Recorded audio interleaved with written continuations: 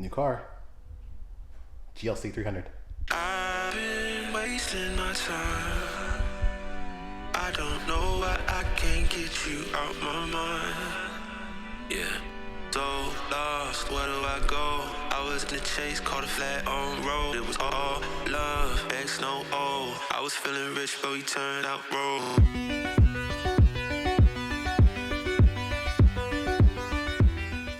Just kidding. Just kidding. Hey everyone, welcome back to the channel. All right, so I didn't say anything going into this because too many times we've had bad experiences, and I really want to make sure things were going in the right direction before I were to make a video. So you know about the whole story back in December of last year when I started to do a little bit of vlog. The first vlog went to Audi dealership and looked at the SQ5, and then decided ultimately in January to try to place an order for an SQ5, which led to a bunch of other issues. Now, with that being said, we had 4 months of waiting or trying to get through Audi. It wasn't any good result. We decided to go ahead and just switch over. I think Lexi started being curious about the new face or LCI X3. So the X3 M40 is a really good competitor. I think it offers a little bit better package, in my opinion. I'm not trying to be biased, but I feel like it's a little bit better. So I looked at the X3 M40. And also, before I continue, if you're new to the channel, my name is Eddie. I do a lot of car content. It could be product reviews, car reviews, vlogs, BMW content. Have the well, I don't have the X5M. The X5M had an incident, but M3 and Civic Type R. So a lot of different car content. But let's continue. So we decided ultimately to try to look at the X3, and due to our local dealer just not having an allocation, we decided to go ahead. Well, I decided to try to look around and what can I do to get this expedited, because she is pregnant, and our due date is end of the year. So I called around, and my goal was obviously to avoid any markup. And unfortunately, that just wasn't a thing. If the dealer wasn't charging a markup, my experience, they didn't have an allocation. If they had an allocation, then there was a markup associated with that. So here's what I got. Went to BMW, called BMW, San Luis Obispo. They had an allocation. Obviously, there was a markup with that. Once the car gets here, I'll talk about all that pricing, what's happening right now. But ended up paying a markup, but it secured me an allocation. Within 30 minutes later, they emailed me a production number, and with that production number, I was able to plug in the actual build on the car. Now, this was back in July, so I was waiting to see what was happening, and obviously there were delays. So I went from week 31, and if you're unfamiliar, you know how the weeks of the year work. There are like 52 weeks in a year, so each build is scheduled on a week, and the only way you find that information out is either your dealership or your BMW Genius by calling it the hotline, and they provide that information if you're ordering a new car, a BMW. So anyway, there's only week 31 to my build, so I was like, okay, should be like beginning of August, and that got pushed back to week 33, then week 34, now week 40. Or week 39, I'm not sure where we are, but I think it was week 40. Anyway, the car just finally hit, it said in the production queue. So super excited. It's going to hit production, or it's going down that line. We're in a pipeline now to get the car built.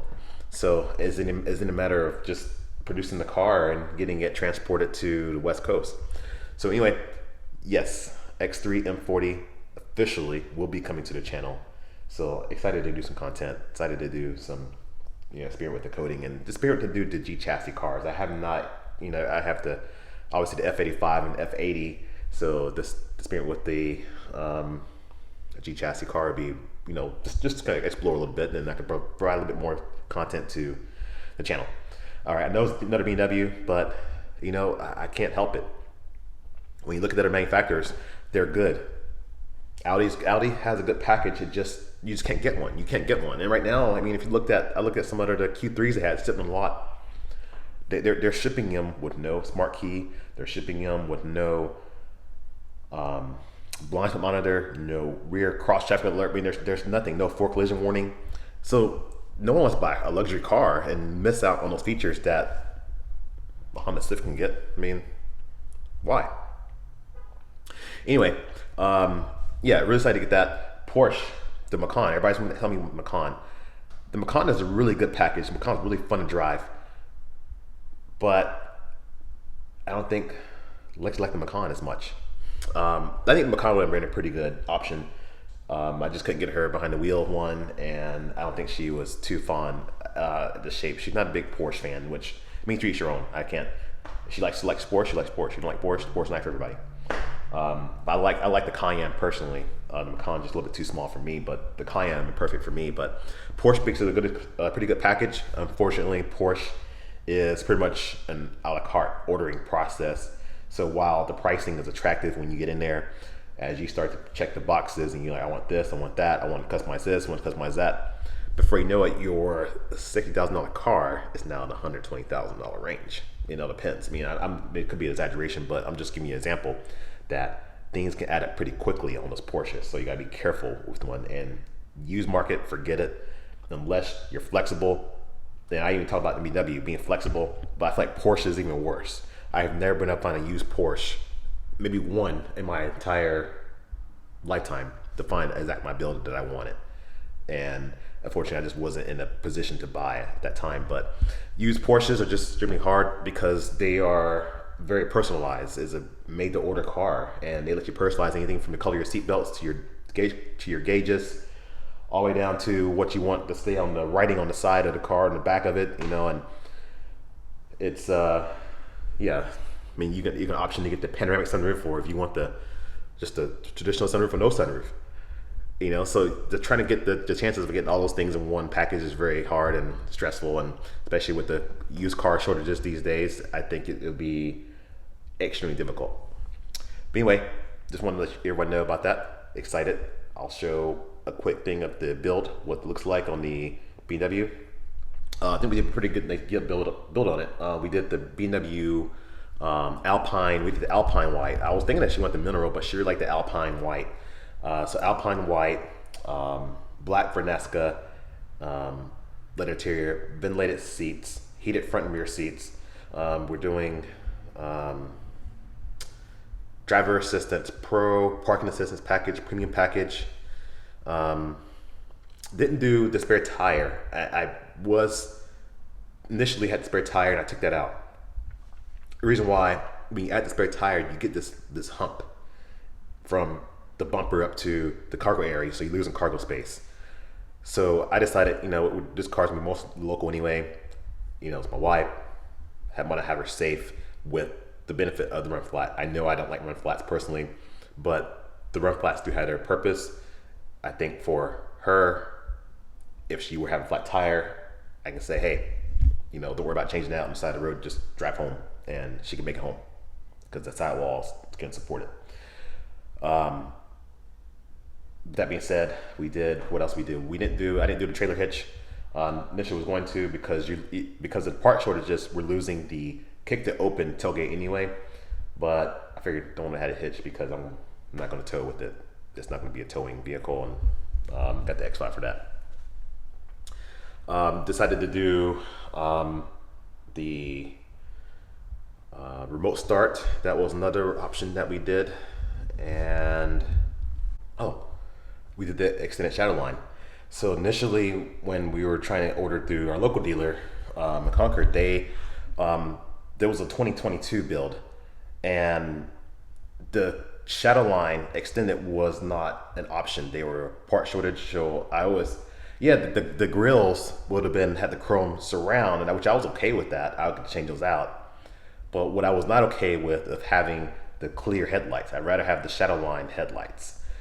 You know how expensive they are to buy those headlights on the aftermarket, and I didn't want to add tint because it's not the same thing as the housing behind the light.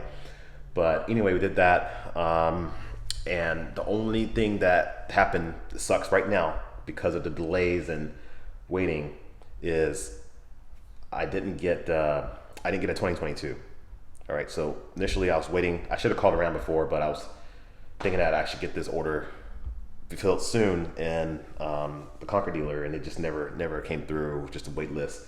Wait, it was too long. And with the 2022, the price was cheaper. 2023 price more expensive, but they didn't really do anything. The only benefit is we're getting the wireless charger. We're getting the features that initially were cut off on the 2022. It's coming back. So parts are coming back. It's looking a bit better. What else do we get? Look at it here. So I mentioned, yep, it's a premium package. Oh yeah, the 50-year emblems. So I did the 50-year emblems. They were on the M performance models. They're always a $200 option. On the full M cars, it's no cost. On the M cars, is a zero cost to switch back to traditional. But on the M performance models, when I mean M performance, I mean like your M, but not the full M car. So that we're not buying the X3M. It's an M40i, so it's a tuned, basically a tuned engine from BMW, but not the full M. So like an M50 X5 or an M340 or something like that. But anyway, there are $200 options for those. I think they look pretty good on the white one, so I got it that. It comes on the hood, the truck badge, and the rear, or sorry, it's the wheels too. So did that. And what else did I pick on here? Harman Kardon sound system. Harman Kardon was a big thing. We wanted Harman Kardon.